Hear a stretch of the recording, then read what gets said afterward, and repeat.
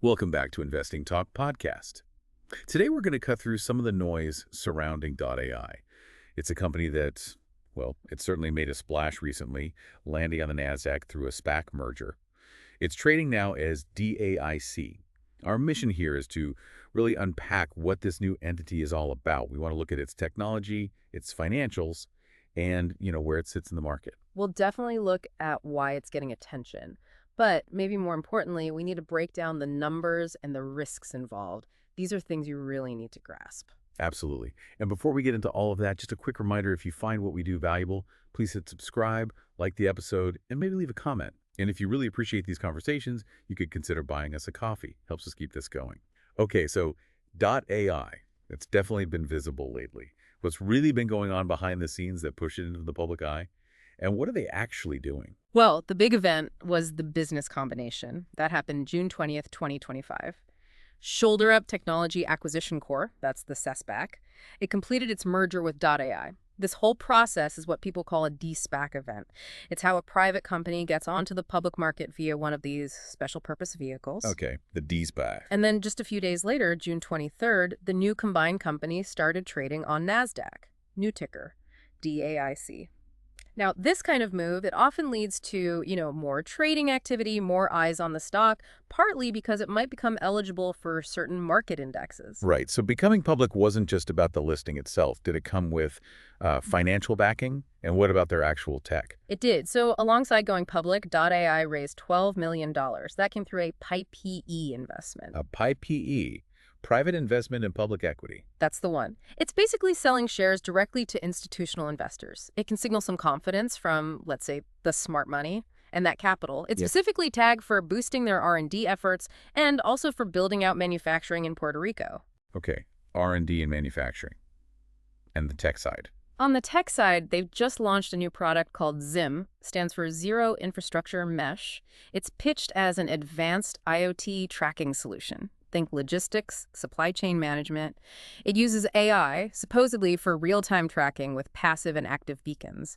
The idea is to replace those, older manual ways of collecting data, which can be slow and error-prone. Replacing manual systems. Yeah. That sounds like a pretty big claim. AI-driven tracking. How is ZIM actually different? What's it supposed to do in, say, a warehouse? That's a good question. It's not just tracking locations. It's aiming for intelligent, detailed visibility. Imagine a big, complex warehouse or maybe a global supply chain. Things get moved, sometimes lost, or just hard to find quickly. Old methods might need someone scanning barcodes or maybe older RFID systems that require a lot of fixed readers installed everywhere. Right, the infrastructure cost. Exactly. ZIM's zero infrastructure idea is that the devices themselves create this mesh network using AI. So less need for all those fixed readers and antennas. That should mean, in theory, faster setup, lower costs, and more dynamic real-time information on where things are, containers, pallets, whatever. The goal is less human error, more efficiency, knowing exactly where assets are without someone having to physically check. Okay, that makes sense. So new tech, fresh capital. Yeah. Where does this place AI in the bigger market picture?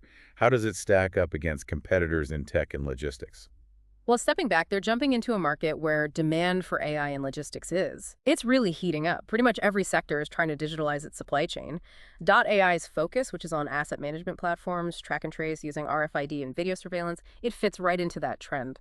They've also made a point of highlighting a partnership they have with Verth Industry USA. Verth? Yeah, that's a pretty significant name in industrial supplies. That suggests some validation. It does offer a signal, but as you said, it's a competitive field. Very competitive. Yeah. So how do they plan to stand out from, the established giants? That's really the crux of it. You have big global players like Zebra Technologies, strong in industrial RFID and logistics. You have niche specialists like Impinj, focused on RFID tech itself. AI doesn't seem to be trying to just be another hardware company. Their strategy appears to be differentiation through their proprietary AI. They want to be seen not just for tracking, but for the intelligence layer, the AI insights applied to logistics. So they're positioning as an innovator using the SPAC route for speed, betting heavily on their software and algorithms being the key difference maker. Okay, that provides some context. Let's switch gears then to the financials. What do the numbers actually tell us about AI right now? Innovative tech is great, but, the finances That's critical. Critical is the right word. And Right. when you look at the financials, it's very clear they're in an early stage, high growth potential maybe, but also high cash burn. Their trailing 12-month revenue, the TTM figure, it's really small, just about $290,000. $290,000 TTM revenue. That is small for a public company. It is. It tells you they aren't generating significant sales yet. And interestingly, there doesn't seem to be readily available historical revenue from prior years. That suggests either operations really just ramped up or reporting was very limited before going public. And earnings. Well, that's where it gets even more challenging. The TTM earnings per share, EPS, is negative 0.18 cents. And looking closer, the net loss reported for the first quarter of 2025 was about $4.5 million. That's a huge jump from the loss of around $440,000 in Q1 of 2024. Wow, that loss grew substantially year over year. It did. It's not just a loss, it's widening rapidly. That points towards, deteriorating profitability or at least significantly increased spending as they scale up post-merger. It really puts the focus on their path to profitability. Given those losses, can you even apply a standard valuation metric like PE? And what does this financial state mean for how they compare competitively? You hit it exactly.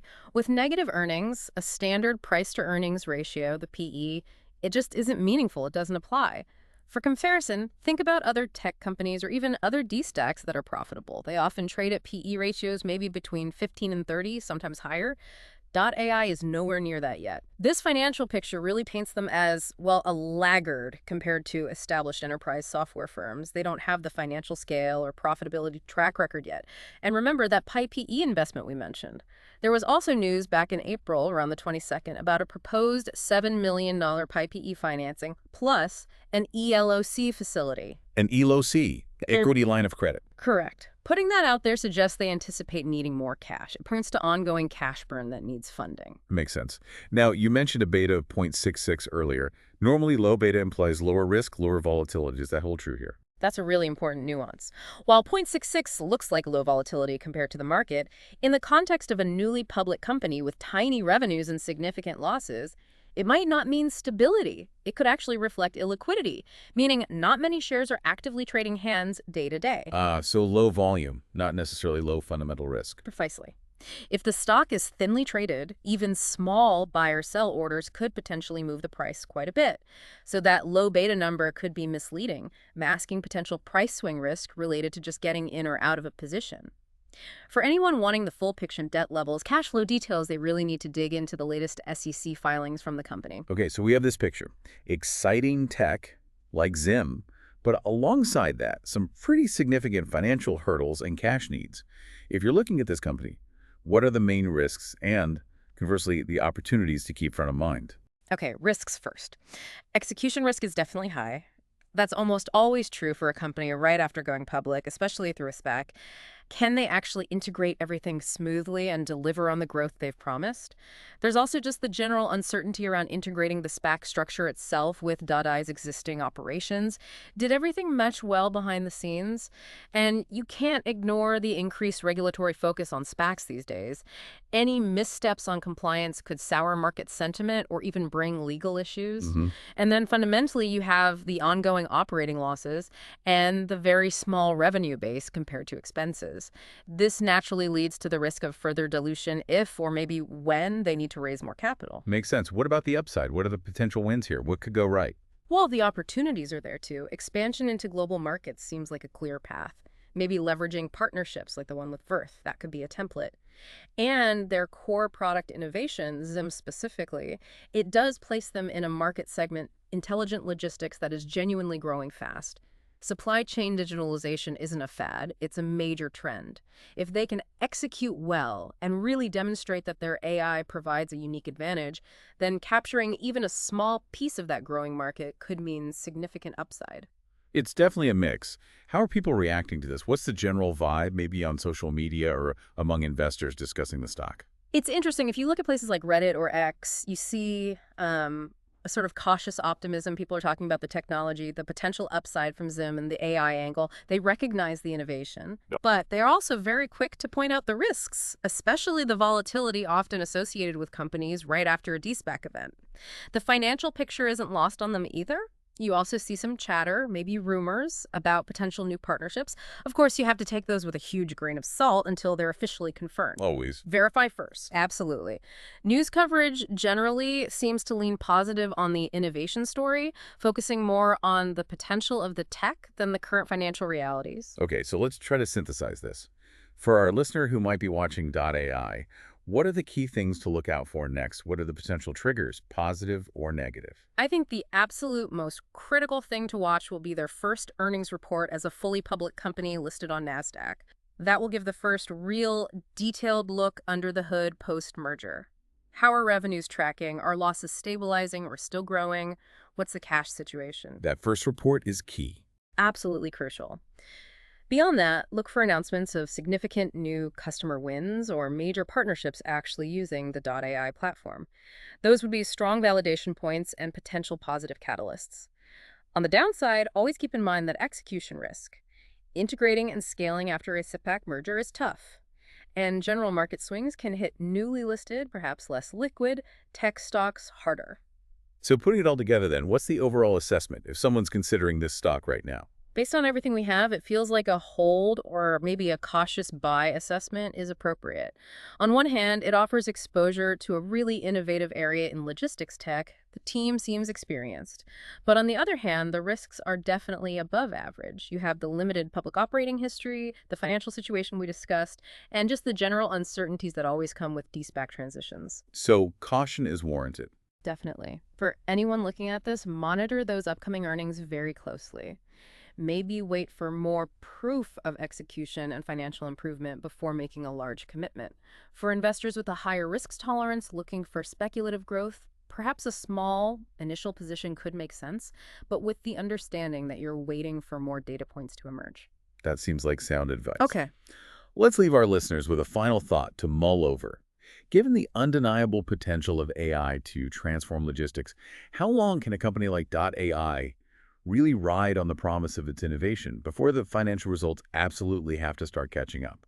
And thinking personally, for you, what specific financial milestones or operational proof points would you need to see to feel confident about investing in a company that clearly sits in that high-risk, potential high-reward category? Something to think about. Thank you for joining us for this deep dive today. Please don't forget to subscribe, like, and comment. And if you enjoyed our discussion, maybe consider buying us that coffee. Until next time, keep learning and stay informed.